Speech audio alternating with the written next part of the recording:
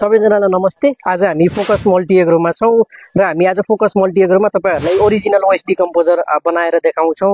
यसलाई कसरी प्रयोग गर्ने, यसलाई कसरी बनाउने त्यो विधिको बारेमा म तपाईहरुलाई सामान्य किसिमले केही जानकारीहरु दिन चाहन्छु। तपाईहरुले मेरो हातमा देख्न सक्नुहुन्छ OWDC।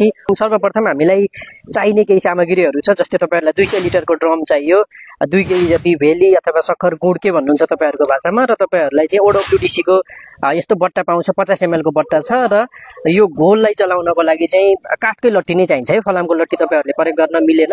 र ड्रममा पनि तपाईहरुले फलामको ड्रम अथवा अरु ड्रम भन्दा पनि प्लास्टिकको ड्रम अझ बाक्लो लेयर भएको प्लास्टिकको ड्रम भयो भने त्यो टिकाउ पनि हुन्छ र त्यो राम्रो पनि हुन्छ। र म अहिले हाम्रो विशालजीले चाहिँ मस्त 2 केजी यो डल्ला परेको भेललाई चाहिँ घोल बनाइसक्नु भएको छ। हामी बिस्तारै यसमा अब 2 केजी घोल बनाएको भेली चाहिँ यसमा राख्छौं।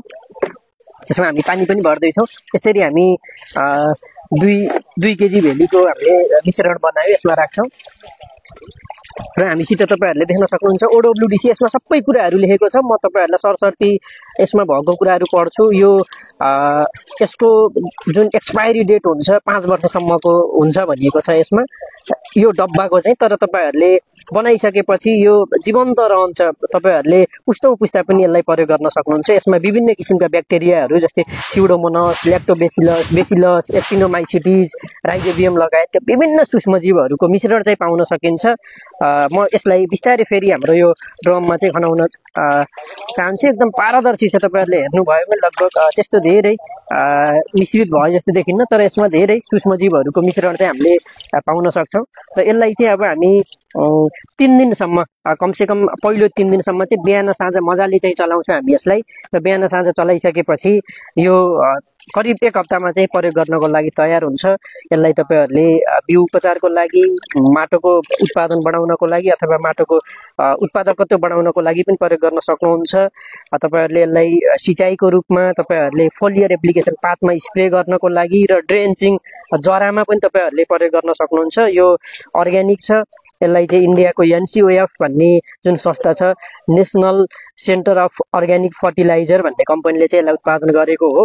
तपाईहरुले देख्न सक्नुहुन्छ। यसलाई पनि हामीले लगाएको जुन फलफुल छ, तरकारीहरु छ, तरबुजाहरु छ, त्यसमा प्रयोग गर्ने उद्देश्यले बनाउँदै छौं। एउटा ड्रम चाहिँ हामी यो झोलवाला OWDC बनाउँछौं र अर्को ड्रममा चाहिँ हामीसित फेरि यो धुलोमा ओरिजिनल वेस्ट डिकम्पोजर भनेर छ, यसलाई पनि हामी प्रयोग गर्छौं। यसको प्रयोग विधि पनि त्यही हो, यसलाई बनाउने तरिका पनि त्यही तपाईहरुले देख्न सक्नुहुन्छ।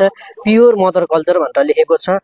100 लिटर पानी, 1 केजी ज्यागरी र 1 बोतल अथवा हामीसित भएको 1 प्याकेट चाहिँ OWDC हामी प्रयोग गर्छौं। र यसको लागि चाहिँ 5 दिन बिहान र साँझ चलाउने। यो चाहिँ करिब 1000 लिटर भयो भने 1 एकर भनेको करिब 30 कट्ठा जग्गामा तपाईहरुले कुनै तरकारीहरु लगाउनु भएको छ भने त्यसको प्रयोगको लागि चाहिँ पर्याप्त रहन्छ। हामीसित 1000 लिटर बनाइयो भने। हस्, धन्यवाद।